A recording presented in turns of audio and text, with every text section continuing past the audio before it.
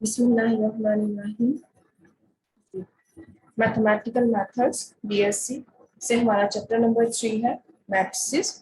और इसी को आपने इसी रिलेटेड जो चैप्टर था आपका मैट्रिसेस से रिलेटेड फर्स्ट ईयर का आपने चैप्टर नंबर 3 किया था, उसके अंदर भी आपने मैट्रिसेस के बारे में बात की।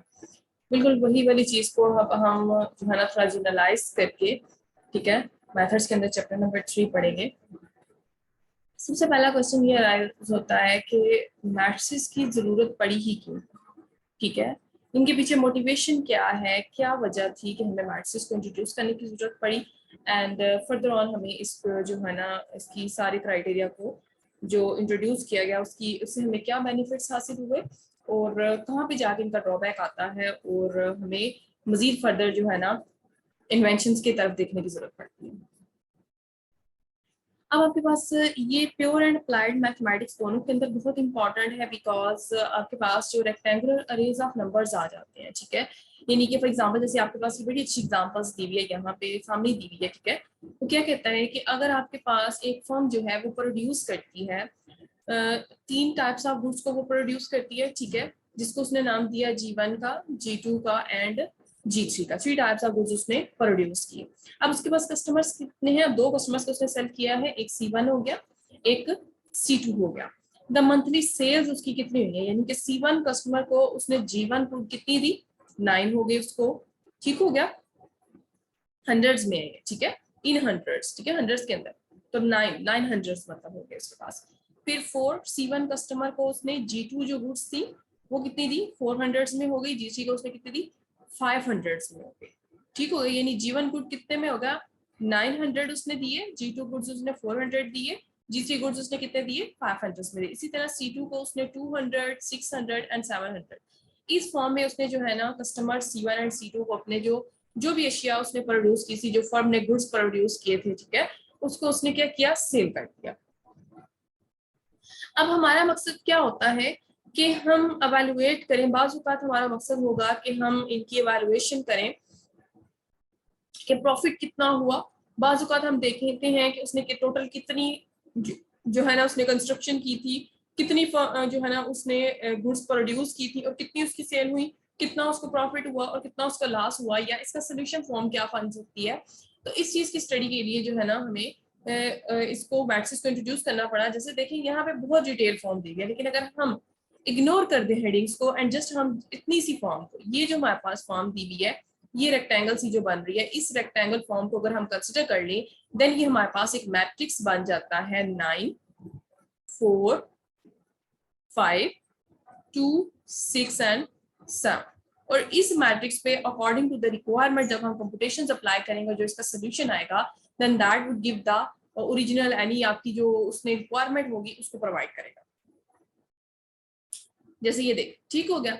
अब इसके अंदर जो आपके पास अगेन वही क्राइटेरिया आपके पास आ जाता है, जो हॉरिजॉन्टल होंगी वो आपकी किसको रिप्रेजेंट करेगी, हॉरिजॉन्टल रोज को, हॉरिजॉन्टल लाइंस किसको रिप्रेजेंट करती हैं, रोज को।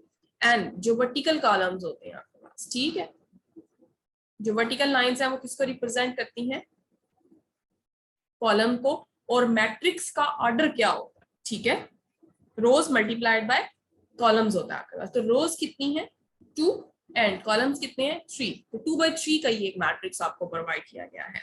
एक फॉर्मल डेफिनेशन वो कहता है कि अगर आप बताएं इस रेक्टेंगुलर अरे ऑफ नंबर्स की, तो वो क्या होगी आपके पास,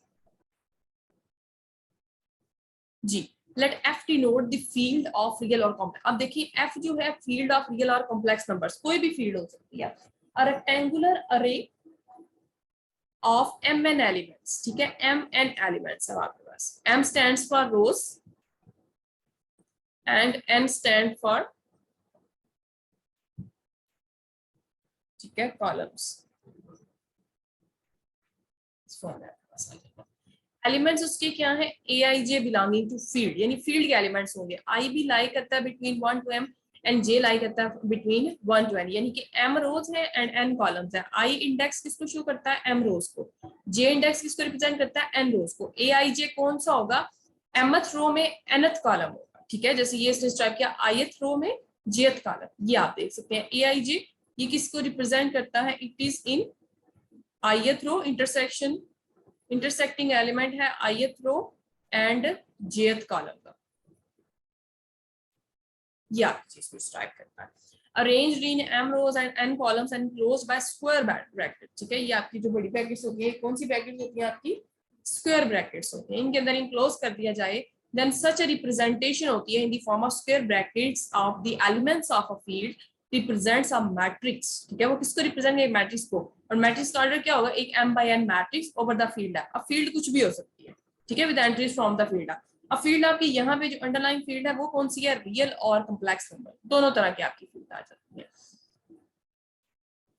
नेक्स्ट आपके पास यूजेज आ जाता है, इनको मतलब यूज किस तरह से किया जाता है, मैट्रिक्स को रिप्रेजेंट किया जाता है कैपिटल लेटर्स के साथ और इनके एलिमेंट्स को किया जाता है विद स्मॉल एलिमेंट, ठीक है। स्मॉल जो आपके पास लेटर्स होती हैं कैपिटल लेटर्स के साथ, इनका उनको खुद से डिनोट किया जाता है, जैसे ये ए लिखा हुआ है, और उनकी एंट्रीज को किस तरह रिप्रेजेंट करते हैं, ठीक है, स्मॉल लेटर्स के साथ, लेकिन उनके साथ इंडेक्स यूज किया जाता है अगर हम उनको इन जनरल लिख रहे हैं, ठीक है। AIJ m by n matrix. It is considerable that I lies between 1 to m and j lies between 1 to n. Here AIJ क्या है, denotes the element in the ith row and jth column of the matrix which has m rows and n column. These are आपकी जो है ना criteria describe किया गया, जो मैंने आपको क्लियर कर दिया। Now, अब यहाँ पे ये जो m by n मैट्रिसेस हैं, ठीक है, m by n का मैट्रिक्स है, उसके अंदर अगर m equal to n हो जाए, ठीक है, अगर m इक्वल टू n हो जाता है तो मैट्रिक्स क्या हो गया, स्क्वायर हो गया। रोज इक्वल टू कॉलम्स हो जाएगा, स्क्वायर ही मैट्रिक्स होता है, ठीक है। लेंथ इक्वल टू विड्थ हो जाए तो हमारे पास एक स्क्वायर बनता है। स्क्वायर मैट्रिक्स के लिए क्या होगा कि number of rows is equal to number of column, and in that case if number of rows is not equal to number of columns, m is not equal to n, then we have the rectangular matrix of order, उसका क्या होगा, m by n। और जब square matrix होगा तो order उसका क्या होगा, n, क्योंकि n जो है एक ही है ना, रोज भी वही है, कॉलम्स भी वही है, तो ऑर्डर क्या हुआ, n हो गया उसका। नाउ अगर आपके पास क्या क्राइटेरिया डिस्क्राइब किया जाए, अगर आपके पास एक ही कॉलम हो और उसके पास जो है ना डिफरेंट रोज हो, या एक उसके पास रो हो या डिफरेंट कॉलम, ये डिपेंड करेगा। जैसे फॉर एग्जांपल यहाँ पे एक 1 by n मैट्रिक्स इसने ले लिया, 1 मतलब पहले क्या आती थी, रो, उसके अंदर कितनी रो है, एक रो, ठीक है।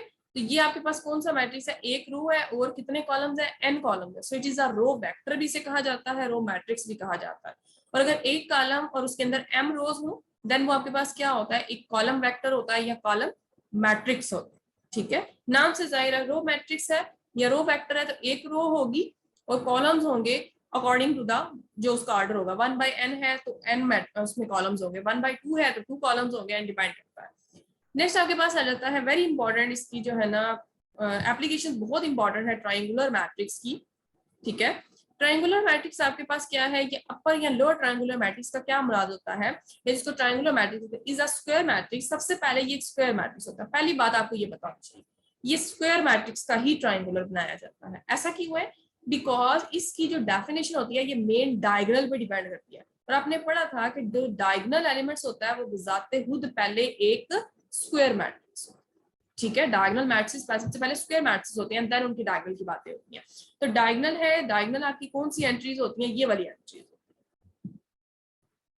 ठीक है। तो ये आपके पास डायगोनल मैट्रिक्स एंट्रीज आ गई मेन डायगोनल के अंदर। तो कहता है कि अगर आपकी मेन डायगोनल के all of the element whose elements below the main diagonal, जिसके मेन डायगोनल के नीचे, ठीक है, नीचे की तरफ अगर जीरोस की ट्राइंगल बन जाए, ठीक है। आप इसको दो तरह से याद रख सकते हैं, अगर मेन डायगोनल के नीचे जीरोस वाली आपके पास बनती है, देन वो अपर ट्राइंगुलर मैट्रिक्स होता है। सम स्टूडेंट्स ने ऐसे याद किया होता है कि अगर नीचे जीरोस वाली ट्राइंगल बन रही है, ठीक है, डायगोनल के नीचे, देन वो अपर ट्राइंगुलर होती है। सम स्टूडेंट्स ने इस तरह से याद किया होता है कि डायगोनल के ऊपर वाली नॉन जीरो हो, देन, लेकिन इसमें थोड़ा सा जो ऊपर वाली नॉन जीरो से थोड़ी एक जो है ना ड्रॉबैक आ जाता है। वो ड्रॉबैक क्या है, इनमें से कुछ जीरो भी तो हो सकती है ना, रिस्ट्रिक्शन बस यही है। इसको अगर मैं जनरल फॉर्म में लिखूं ना, तो जनरल फॉर्म में ये आपके पास लिखा होता है aij is equals to 0 with i greater than j, upper के लिए, ठीक है। i ग्रेटर देन j का क्या मतलब है, यहाँ पे देखिए रोज को डिपेंड करता है, जो रोज बढ़ रही हैं जीरो हो रहे हैं, ठीक है। कॉलम्स हमारे पास ये कम हो रहे हैं, यहाँ से कॉलम्स कम होते होते आ रहे हैं। यहाँ एक रो है, यहाँ एक रो है, अगर इसको मैं लिखूं ये है A21, अगर आगे मैं लिखूंगी वो A31 आएगा, फिर आगे मैं लिखूंगी वो क्या आएगा AN1, ठीक है, ये आएगा AN2। और आप यहाँ पे देख रहे हैं कि इसमें i ग्रेटर देन j है, 2 is greater than 1, 3 is greater than 1 and so on, आपके पास ये क्राइटेरिया आता है। तो अगर i ग्रेटर देन j के लिए aij 0 है, ऊपर वालों के लिए कोई रिस्ट्रिक्शन नहीं, ठीक है, वो ऑल जीरो नहीं होने चाहिए, उनमें से सम जीरो हो भी सकते हैं, लेकिन आपकी नीचे की तरफ आपने देखना है और ऊपर की, अगर आपकी नीचे ट्राइंगल बन रही है देन वो आपके पास किस चीज को रिप्रेजेंट करता है, अगर आपके नीचे ट्राइंगल बनेगी देन वो अपर ट्राइंगुलर मैट्रिक्स होगा, और अगर आपकी ऊपर की तरफ, ठीक है, ये आपका फर्स्ट केस आ जाता है for upper triangular matrix,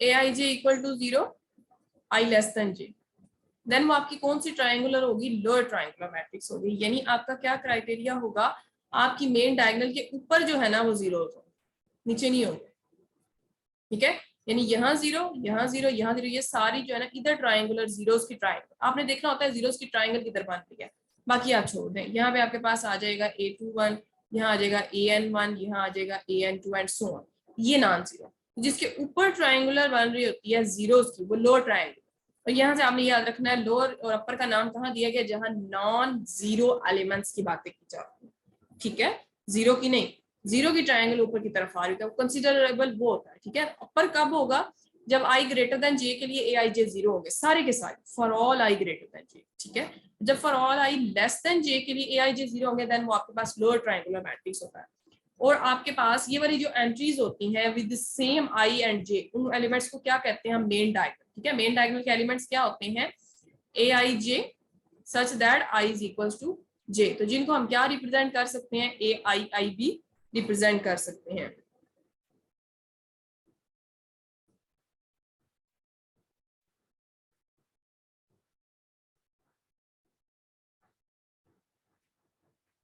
ji. Next हमारे पास क्या है, जी नेक्स्ट आपके पास एक डायगोनल मैट्रिक्स की डेफिनेशन, ठीक है, a square matrix all of whose elements are zero except those in the main diagonal, ठीक है, जिसके सारे एलिमेंट जीरो हो मेन डायगोनल के अलावा, is called a diagonal matrix, इसकी ये डेफिनेशन ज्यादा अच्छी लिखी हुई है, a square matrix A equal to aij is a diagonal matrix if aij zero हो when i is not equal to, ठीक है, i जब j के इक्वल नहीं है तब aij सारे जरूर जीरो होने चाहिए, it is not said that aij is not equal to zero when i equal to, ठीक है, दिस डज नॉट से कि जब आपका i j के इक्वल नहीं है, सॉरी i जब j के इक्वल है aij not equal to zero है,